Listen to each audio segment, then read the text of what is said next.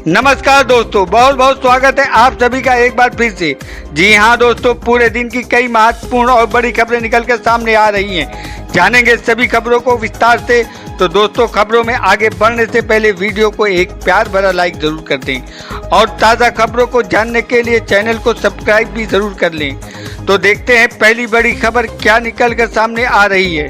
UP समेत कई राज्यों में बढ़ा डेंगू का प्रकोप। दिल्ली सरकार ने डेंगू और मलेरिया को महामारी एक्ट में किया अधिसूचित। जी हां दोस्तों, आपको बता दें, मच्छर जनित बीमारी डेंगू का कहर बढ़ता जा रहा है। उत्तर प्रदेश के कई जिलों में कहर ढाने के बाद इस बीमारी ने कई अन्य राज्यों को भी अपनी चपेट में ले लिया है। दिल्ली सरकार ने तो चिकनगुनिया व मलेरिया के साथ डेंगू को भी महामारी एक्ट के तहत अधिसूचित रोग घोषित कर दिया है। दिल्ली के स्वास्थ्य सेवा महानिदेशालय की तरफ से जारी अधिसूचना के तहत अब सभी सरकारी व निजी अस्पतालों को कोरोना और टीबी की तरह ही डेंगू, चिकनगुनिया व मलेरिया के हर मरीज की जानकारी नोडल सेविक एजेंसी को उपलब्ध कराना अनिवार्य होगा।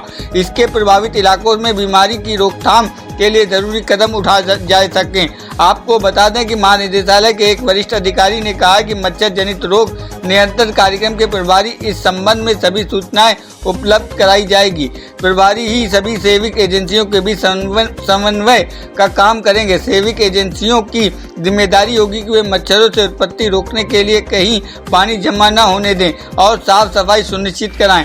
एक मकान में मच्छर को रोकने की व्यवस्था जरूरी, नए मकान में मच्छररोधी प्रणाली आवश्यक कर दी गई। यदि किसी नए सरकारी व निजी भवन में मच्छरों को रोकने की व्यवस्था नहीं की गई है तो उसका कब्जा नहीं मिलेगा। कब्जा लेने के लिए अब संबंधित सेविक एजेंसी के प्रमाण पत्र लेना अनिवार्य होगा। कई अन्य सख्त प्रावधान भी किए गए हैं। पश्चिम बंगाल में टीएमसी का खेला, बीजेपी को लगा दूसरा झटका। तृणमूल कांग्रेस में शामिल हुए राजीव बनर्जी। जी हां दोस्तों, आपको बता दें, पश्चिम बंगाल में बीजेपी को दूसरा झटका लगा है। बीजेपी के एक और नेता तृणमूल कांग्रेस में शामिल हो गए। आज आशीष दास के बाद बीजेपी नेता राजीव बनर्जी ने भी दोबारा तृणमूल कांग्रेस का हाथ थाम लिया है। विधानसभा चुनाव के बाद टीएमसी ने बीजेपी में शामिल हुए नेताओं कि अपने घर वापसी शुरू हो गई है।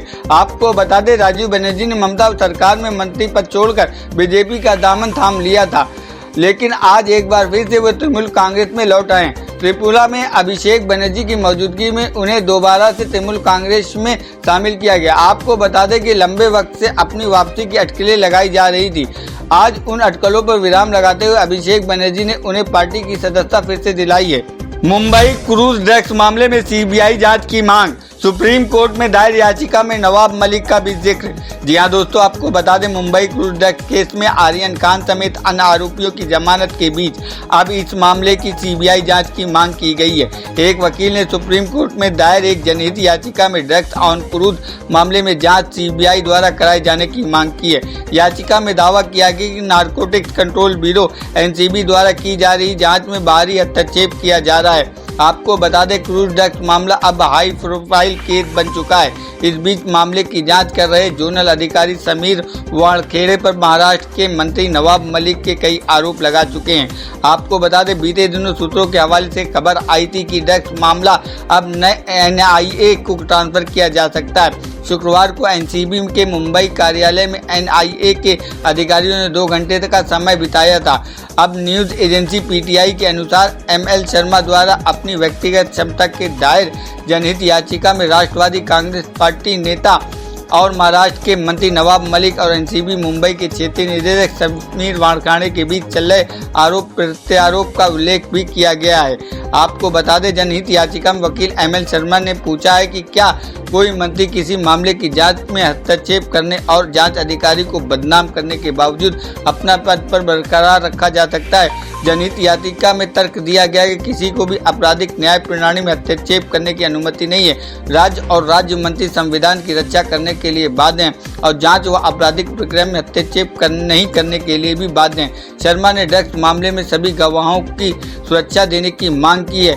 पीटीआई ने जनहित याचिका को हवाला देते हुए कहा है कि गवाहों की सुरक्षा दी जानी चाहिए और गिरफ्तारी नहीं किया जाना चाहिए। इसके अलावा आरोपी व्यक्तियों के पक्ष में अनुकूल बयान देने के लिए उन्हें प्रताड़ित नहीं किया जाना चाहिए। अखिलेश ने गांधी, पटेल और नेहरू से की जिन्ना की तुलना, कहा सब देश की आज़ादी के लिए लड़े। जी हां दोस्तों, आपको बता दें समाजवादी पार्टी के राष्ट्रीय अध्यक्ष अखिलेश यादव ने सत्ता पाने के लिए अपना चुनावी अभियान तेज कर दिया है। रविवार को वो उत्तर प्रदेश के हरदोई जिले में समाजवादी विजय रथ यात्रा लेकर पहुंचे और जनता के बीच बीजेपी सरकार की खामियों को गिनाया। इस दौरान उन्होंने मोहम्मद अली जिन्ना की तुलना महात्मा गांधी, जवाहरलाल नेहरू और सरदार पटेल से कर दी, जिसको लेकर राजनीति शुरू हो गई है। अखिलेश यादव ने कहा कि सरदार पटेल, महात्मा गांधी, जवाहरलाल नेहरू और जिन्ना एक ही संस्थान में पढ़ाई की है। वे बैरिस्टर बन गए और भारत की आज़ादी के लिए लड़े। उन्होंने बीजेपी पर हमला करते हुए कहा कि आज देश को जाति और धर्म के आधार पर बांटा जा रहा है। सरदार पटेल ही वो पहले शख्स थे जिन्होंने बांटने वाली सोच आरएसएस पर प्रतिबंध लगाया था। वो जमीन पहचानते थे और जमीन देखकर ही फैसला करते थे। इसी वजह से उन्होंने आयरन मैन ऑफ इंडिया कहा जाता है। आपको बता दें अखिलेश ने कांग्रेस को भी नहीं छोड़ा। उस पर निशाना साधते हुए उन्होंने कहा कि कांग्रेस आखिर किसको आईना दिखा रही है। अगर आज केंद्रीय एजेंसी जैसे सीबीआई और ईडी नेताओं की जांच कर रही है तो ये कांग्रेस की ही दिन है। मुझ पर और मेरे परिवार पर कांग्रेस ने ही सीबीआई जांच करवाई थी। आज उसी चीज़ को बीजेपी सीख गई है और वो केंद्रीय एजेंसियों को गलत इस्तेमाल कर रही है। ऐसे में देखा जाए तो बीजेपी कांग्रेस में कोई फर्क नहीं है। दिल्ली सरकार ने सरकारी अस्पतालों में रिजर्व कोरोना बेड के 1/3 हिस्से को अब डेंगू मरीजों के इलाज के लिए दिया। जी हाँ दोस्तों, आपको बता दें दिल्ली सरकार ने सभी अस्पतालों में डेंगू, मलेरिया, चिकनगुनिया के मामले बढ़ने के कारण मरीजों के लिए बिस्तरों की मांग में बढ़ोतरी हुई है। इसे देखते हुए दिल्ली सरकार ने एक आदेश जारी किया है। आदेश के अनुसार कोरोना के मरीजों के लिए आरक्षित बिस्तरों में से 1/3 बिस्तर का उपयोग अब डेंगू, मलेरिया, चिकनगुनिया जैसे अन्य बीमारियों से ग्रस्त मरीजों के लिए किया जा सकेगा। ये फैसला दिल्ली कोरोना के मरीजों की संख्या में आई गिरावट और डेंगू, मलेरिया, चिकनगुनिया आदि के मामलों में बढ़ोतरी के मद्देनजर लिया गया है। आपको बता दें कि स्वास्थ्य मंत्री सत्येंद्र जैन ने कहा है कि डेंगू से लड़ने के लिए अस्पतालों में बिस्तरों की संख्या में कमी ना आए, इसके लिए दिल्ली सरकार ने ये फैसला लिया है। डेंगू से लड़ने के लिए सरकार हर मोर्चे पर आगे बढ़कर काम कर रही है, चाहे वो डेंगू से बचाव के लिए जागरूकता फैलाने की बात हो या फिर मरीजों के इलाज के लिए अस्पतालों में बिस्तरों की संख्या बढ़ाने का काम हो। दिल्ली सरकार ने हर स्तर पर पूरी तरह से तैयार है। उन्होंने कहा कि दिल्ली में कोरोना के मरीजों की संख्या कम हुई है, लेकिन कोरोना मरीजों के लिए रिजर्व बेड के 1/3 हिस्से को अब डेंगू, मलेरिया और चिकनगुनिया के मरीजों के इलाज के लिए इस्तेमाल किया जाएगा। दिल्ली सरकार डेंगू की रोकथाम के लिए पूरी तरह तैयार है।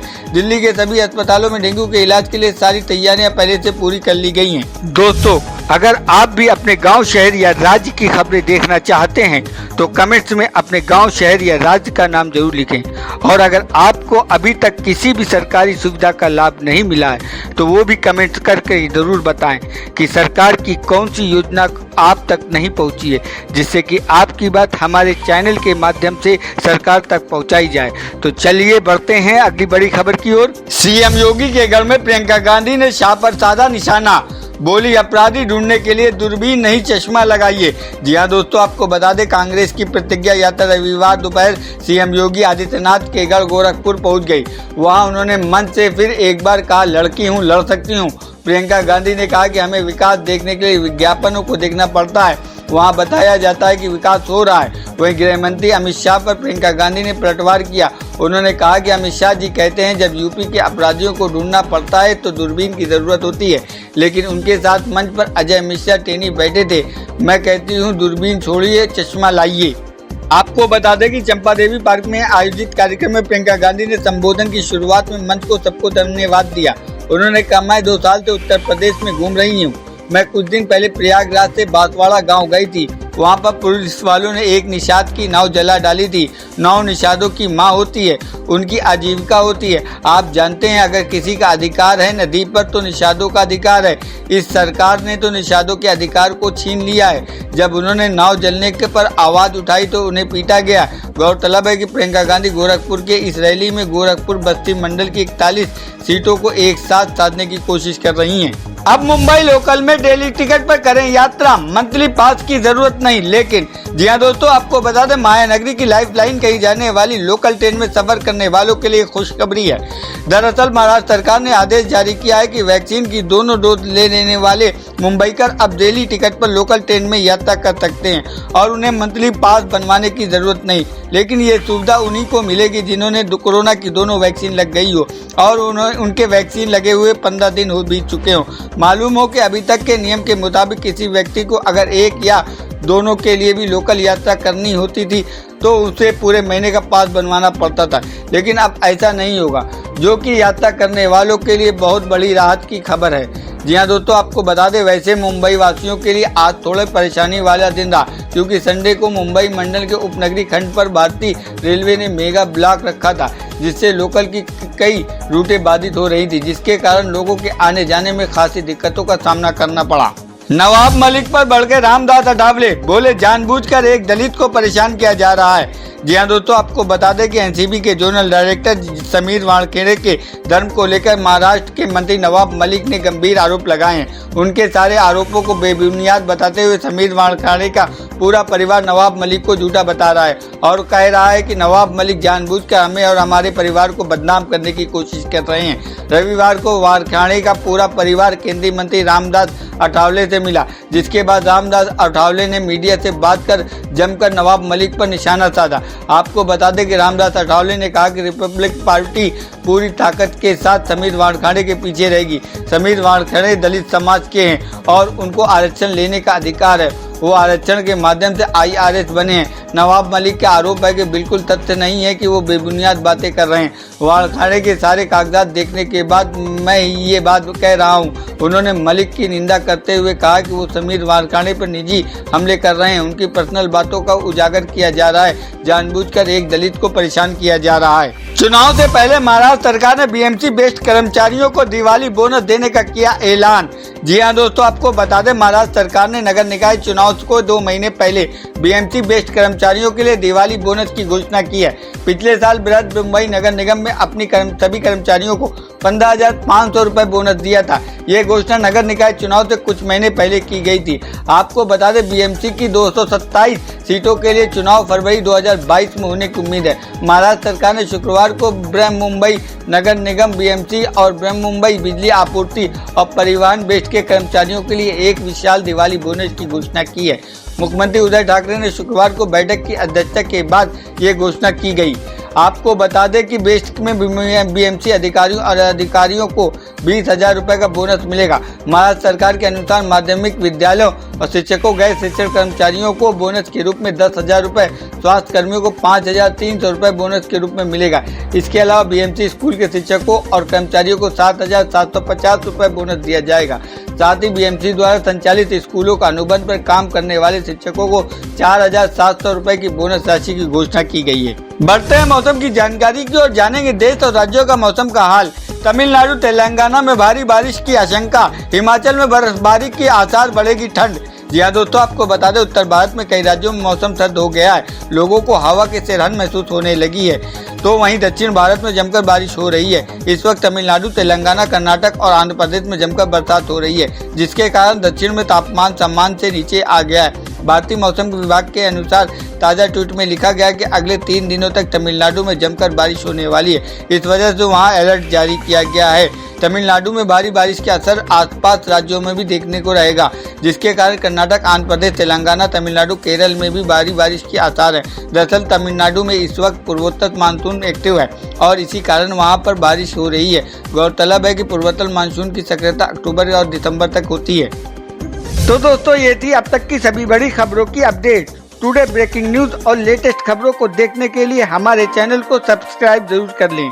वीडियो लाइक और शेयर जरूर कर दें अपने दोस्तों और रिलेटिव्स के साथ। तो दोस्तों, आपसे फिर मिलेंगे काम की खबरों और सरकारी योजनाओं के एक और नए वीडियो के साथ। तब तक के लिए धन्यवाद।